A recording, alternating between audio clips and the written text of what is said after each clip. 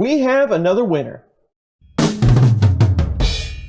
The winner of the 500 subscriber giveaway is Mark, all the way in Australia. Mark has received his printer and all his upgraded parts, and he's got everything together, but he's hit a typical inexpensive 3D printer snag. Mark's printer showed up with a bad heater. We've all been there. He's got one on order. Hopefully it'll be there soon and he'll be up and printing. On other news, it's been a long winter here, and I'm getting really tired of waking up and my printer's looking like this.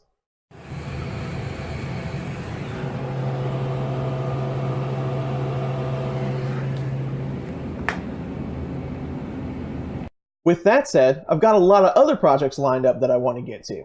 We've got a tornado to build. We have a Core XY machine to look at. The log printer needs some maintenance. I thought we might live stream that. I've got some printed projects lined up. We've got the Start printer we got to get ready to take over to Uncle Brian. I've got some projects with other YouTubers that could be interesting.